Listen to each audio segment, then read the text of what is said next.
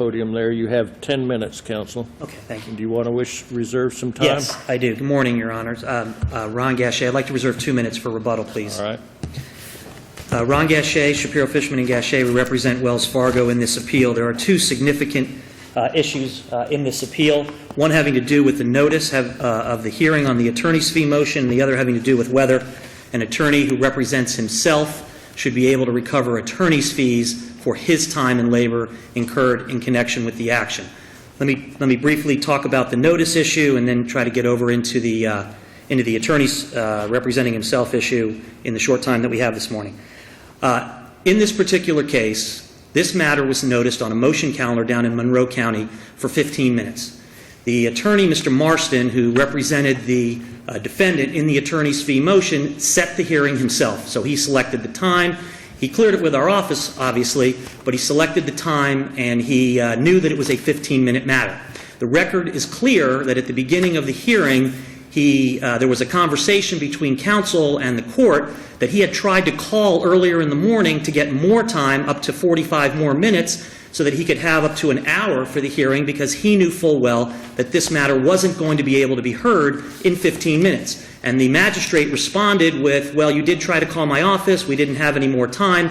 But that indicates a very important point, and that is that he knew that he had scheduled the matter on the motion calendar, but that he really needed more time. Now, why is this important? It's important because of what my associate attorney, Mr. Watson, who I failed to introduce, he's sitting with me at the table here this morning, what Mr. Watson's belief was, because he was appearing by phone from Miami-Dade to a Monroe hearing, that he was only going to be arguing entitlement. Now, as you know, typically attorney's fee hearings are broken into entitlement, and then if entitlement is granted, the parties try to work out the... It does, as we also know, it doesn't have to be that way. It doesn't, but as so Judge... Here you have, counsel, you have a notice of hearing, and it says you are hereby notified that the undersigned attorney will call for hearing defendant counsel's motion for award of fees and costs. And then if you look at that motion for fees and costs, it says at the end, in an amount to be determined at an evidentiary hearing. Yes, that motion was filed over a year earlier. I understand that. And all attorney's fee motions ultimately turn out to be evidentiary. It was unnecessary to put the words that it will be an evidentiary motion because we know that. It's like saying in my complaint. You got an extra. They told you that. They put it right up front. Well, respectfully, I would argue that point in the motion means nothing because it's like if you put in your complaint to be determined at a trial. We know it's going to be determined at a trial eventually. The key is the notice of hearing, and all the cases say that it's the notice, not the motion, that matters. Let me read to the court its own ruling in the Hernandez case by Judge Lagoa, because she sets it out very specifically. She quotes the Giuliano matter, and she says, as testimony must be taken, notice of the required evidentiary hearing must be provided to the parties in order to avoid surprise and ensure due process. Quote, it is expected that motion calendar hearings are for the purpose of resolving matters which require little time and are limited to arguments of counsel. While there's nothing to prevent the trial court from hearing testimony in uncontested matters or by agreement of all involved, testimony in disputed matters comes as a surprise at motion calendar. Accordingly, to avoid sandbagging of parties, if a court is to allow testimony in disputed motion calendar hearings, specific notice of such intention must be given with a sufficient interval to prepare an adequate opportunity to present contrary testimony prior to the ruling. Then Judge Lagoa goes on to state, in this appeal, Hernandez argues the trial court erred in striking his complaint as a sham as the required evidentiary hearing was not properly noticed. We agree. Now let me make a point, especially to Judge Shepard. At a motion calendar. That's all about a motion calendar. Well, that's what this was. We were down in Monroe County on their 15-minute yes, sir. Hearing. In Monroe County. Was it a special set? No, it was not special set. In Monroe County, the room was full of lawyers. Page 6 of the transcript says the room was filled with lawyers. In Monroe, they don't have the typical UMC like we have in Miami-Dade and Broward and Palm Beach. So they just set hearings. They set 15-minute hearings. So everybody comes. They don't have a motion calendar. They set hearings. But it's the equivalent of a motion calendar is what I'm arguing. Now, well, I suppose some are 15, some are 30, and some are an hour, right? That's just the way it works down there. I'm not sure about that, but it wasn't specially set. You wouldn't have a room full of lawyers. If it's specially set, you're the only one appointed for that time. But the point is that in the Hernandez case, the matter was a motion to strike a sham pleading.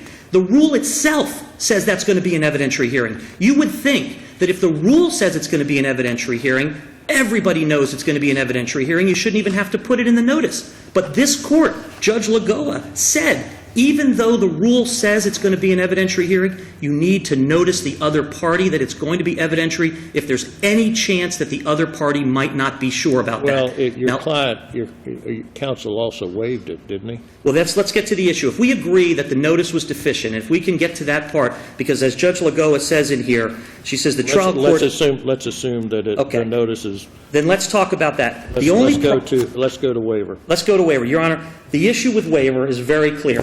Mr. Watson asked for a continuance. That's what Hernandez says you're supposed to do. The judge denied that motion for continuance. When they got ready to talk about it again, the second time, he raises it again, and this is the quote. He says here, I need a continuance, and then on page 20 of the transcript, the magistrate says, are you going to waive your objection regarding the hearing, the notice of hearing issue? And Mr. Watson says the only, and before he could say another word, the magistrate says, and if you're not going to waive it, we're going to have the hearing right now. That's where it went off the rails. A magistrate judge cannot be allowed to say that. Plain and simple. A judge can't force... Is that all there is, counsel? Is that all there is to the waiver issue? Mm-hmm. Is that all there is in the record on the waiver? No. Well, then, from after that, Mr. Watson says, no, I don't have a problem with that. In other words, he then waives the issue after the magistrate says to him, if you're not going to waive That's not in your brief, is it? It is in my brief. It's not in your brief. The next quote, the afternoon quote, that says, counsel, back in the afternoon, when you get back later in the afternoon, it says, counsel for plaintiff, you waive these objections that you made earlier, number 1, to the magistrate, number 2, about the notice of hearing, ? Correct? ? Yes, sir. Period. Yes, the answer to that is true because he had already been given the ultimatum earlier in the day. Well, that's not in your brief, is it? But you mean the citation to that colloquy? Quote, yes. It is not. The full story is not in your brief, is it, counsel? We believe that the full story starts and ends with the magistrate putting to him... You don't feel like you had to address something where the magistrate then later... You don't feel like that was necessary to be in your brief and be explained until somebody were to ask you in court, right? Well, the reason, Your Honor, is because at an attorney's fee hearing, you can't be ready in 1 hour. That's the whole point. Even though he asked to... He said, yes, sir. All he had to say is no, sir. I understand that, Your Honor, but he said yes, sir, under the theory that he was already told that's all he's going to get. You have to have an expert. You have to be able to look at documents. If you think it's entitlement only, you don't have any affidavits. You don't have any information from the other side. Let me quickly talk about an attorney's right to represent... You want your time... it's a... If the last point about personal fees and so on... Yes, sir. Can I touch on that? You can go into your rebuttal, yes. Do it in the rebuttal or do it now? No, you can do it now. Okay. And you'll have less rebuttal. Okay, yes, sir. So obviously this case, this court's feelings about lawyers representing themselves and recovering on their own behalf starts with the Quick and Riley case. That's the case where the 3rd DCA said it's fine. Subsequent to, and in that case, the court was very clear to say that, it says here, the reported cases in the country on whether a lawyer appears in proper persona has the right to recover attorney's fees are in conflict. You noted this in Quick and Riley. You said, appellant has not brought to our attention, nor have we unearthed any valid reason to deny attorney legal fees for acting on his own behalf. We conclude, therefore, the trial court properly awarded his fees. And then in a footnote, you indicate that there be no other, I believe it was a footnote, that the issue was not really addressed any other place. The point being that the Supreme Court of the United States came out with Kay versus Ayler years later that said that it is inappropriate to award a lawyer his attorney's fees for his own representation, and they gave a whole host of reasons why, and I could go through them, but I'm short on time. The point is that it's now time to revisit Quick and Riley, that all of the courts that even went with Quick and Riley since then, all the federal courts, they've all come around to understand that the Kay analysis is really the correct analysis, and there's no Florida Supreme Court precedent on any of these on this issue in any regard. So quite frankly, this court, it's time to revisit quick and to determine whether a lawyer, especially in a case like this where the lawyer admitted that he had personal animosity, that he had he wasn't really familiar with foreclosure defense. They were looking for $140,000 in a foreclosure case that was dismissed at the dismissal stage, not even up to trial. So for those reasons, Your Honors, we would ask that you revisit quick and determine that Mr. Regante's fees for himself should be struck and that there should be a new evidentiary hearing because Mr. Watson only thought they were going to be arguing entitlement. He was fully unprepared, and that the magistrate judge put him in an impossible position and should have never been allowed to say, do it now or it's waived. And we would ask that you reverse and allow us to have a new hearing. And in that new hearing order, that fees for counsel himself should not be appropriate. Counsel, you've used all of your rebuttal. Thank you. Thank you. John Marston for the defendant, for the appellate, Your Honors. Good morning. Monroe County, we don't have motion court. It was just as Judge Shepard said. We have, you call the clerk to get dates. You clear the dates with opposing counsel. You have no idea what other things are going to be on the calendar that day. Could be pre-trials. Could be trials. They do foreclosure trials down there in 10 minutes if you don't specifically get more time. This case had a long history. There wasn't a request for $150,000 in fees. I don't know where my opponent gets that. There was the entitlement hearing. I don't think that Mr. Watson was ever even going to be there for the entitlement hearing. When he called the court on the phone that morning, I was in the courtroom. He told the court, Your Honor, just so you're aware, I'm an hour away from my office. I have to drive to Boca Raton. I'm in the Miami-Dade courthouse right now. If defense counsel can at least email me whatever documents he wants, by the time I get to my office, I will be able to look at them and prepare for the 1:30 hearing. That's all. That sounds like he didn't think it was going to be an evidentiary hearing. Exactly, nor an entitlement hearing. Because when it came down to entitlement, they never even made an argument about it. But you would agree, let's focus on the evidentiary hearing. I mean, it seems like he genuinely did not believe that there was an evidentiary hearing that morning. That's very possible because his office asked. And it sounds like you yourself, well, go ahead, finish your answer. His office, we set this 6 weeks out. And during that 6 weeks, they couldn't find the notice of hearing. And they called me, they emailed me. Okay, 2 but occasions. counsel, all right, but I'm a little concerned, to be honest with you, that, if there's a reasonable misunderstanding about whether a hearing is an evidentiary hearing or not, that it's not rescheduled. So I want to look at whether there was a reasonable belief that this was not an evidentiary hearing. And it sounds like you yourself wanted more than 15 minutes to present evidence. No, not at all. That's not what happened in the phone call I made to the magistrate secretary. That's their interpretation of it. That's not on But record. how long, when the hearing was finally had, how long did it take? The hearing took 2 hours. Took 2 hours. So that wasn't going to happen in 15 minutes. Oh, that one wasn't going to happen in 15 minutes, but those fees cases happen in 15 minutes all the time. Well, is there, I mean, in terms of the policy of it, is there some downside to say on the notice, this is an evidentiary hearing? Of course not. And the notice ideally would say that. And my notices from now on always do say that. And actually, most of them before that. And if you had one hearing where it wasn't on there and the two lawyers had a good faith misunderstanding, gosh, I assumed you'd know I wanted an evidentiary hearing, and the other side was, to tell you the truth, I didn't think it was going to be an evidentiary hearing. Why not just reschedule?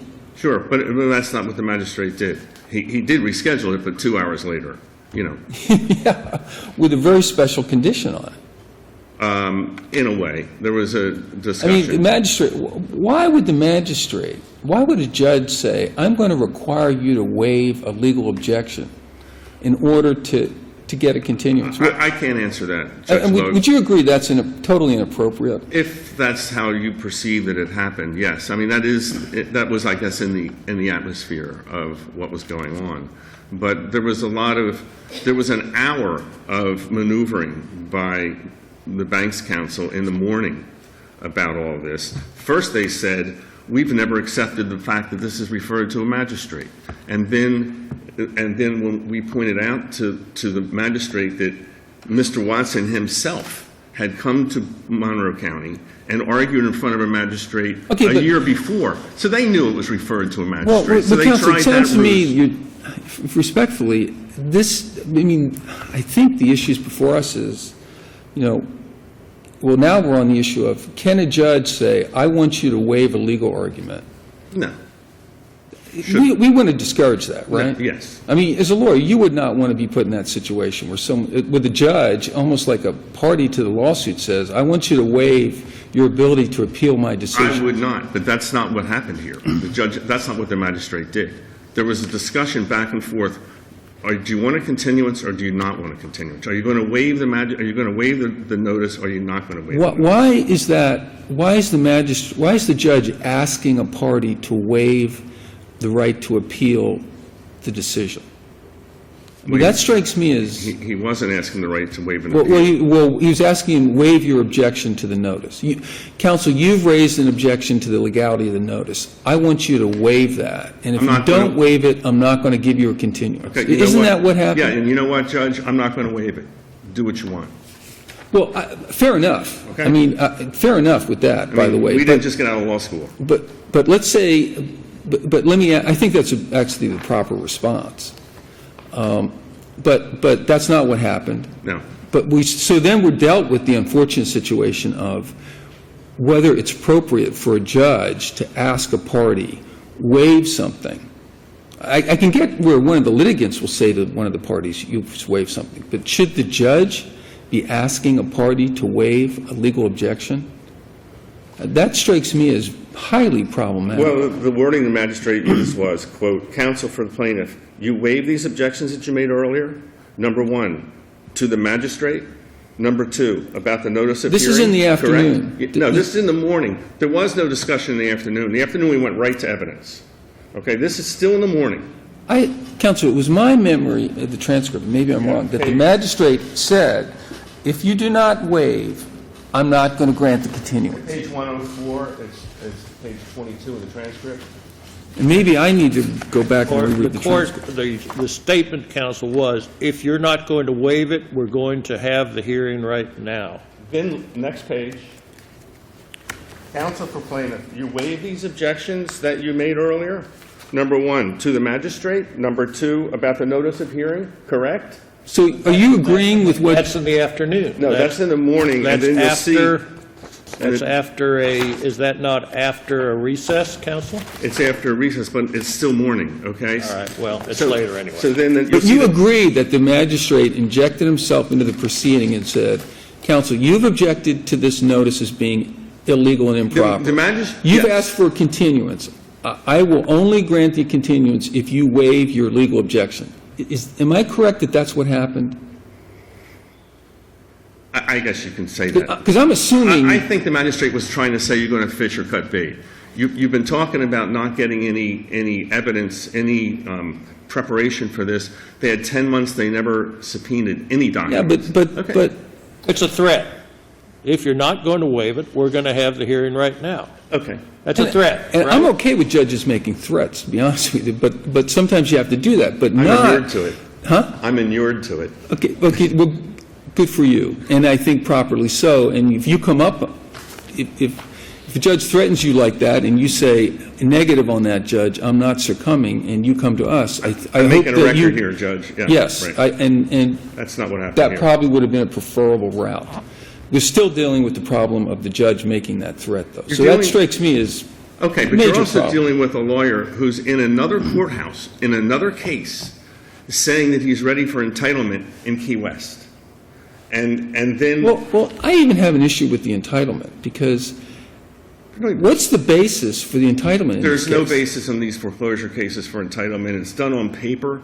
It's not a hearing. No, but I mean, how's the borrower asserting a right to fees in this case? The borrower always starts a right to fees in this case when there's the Based borrower... upon the mortgage document, right? Yeah, prevailing party. That's Okay, right. but my understanding is the borrower in this case was challenging the mortgage documents. Of course. The borrower never said, hey, by the way, that's my mortgage, I'm bound, the bank is bound by that, and I'm bound by that. No, The position of the borrower was, That's correct. it has not been established that that is an appropriate mortgage. But if the bank's entitled to get fees if they prevail, we're entitled to get fees if we prevail under the 57105 reciprocity. There was a dismissal earlier. There was a dismissal. Under the second case rule. Right. But would that be true if there was no mortgage?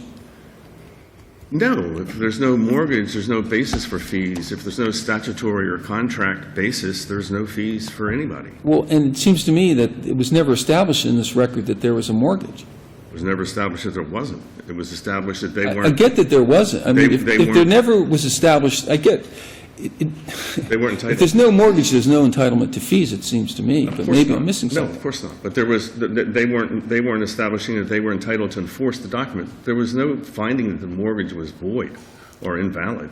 Well, there was no finding that a mortgage existed. There was no finding that it didn't get that far. Yeah, We didn't so even- then how do you get fees on a mortgage that we don't know if it exists or not? Well, this is being raised sua sponte here, now, but. Yeah, well, I think in Which is part because fine. this process was not done in a deliberative, let's go by the numbers It's- manner. It was kind of ad hoc and No, this is how it's always done in cases of mortgage foreclosure when there's been a dismissal. When there's a dismissal, the party who gained the dismissal is the prevailing party. The dismissal doesn't say all the reasons why, doesn't say the mortgage was no good, doesn't say the mortgage doesn't exist, as you're suggesting, doesn't say any of those things. In this case, it was dismissed, and they had the right to refile. They never refiled.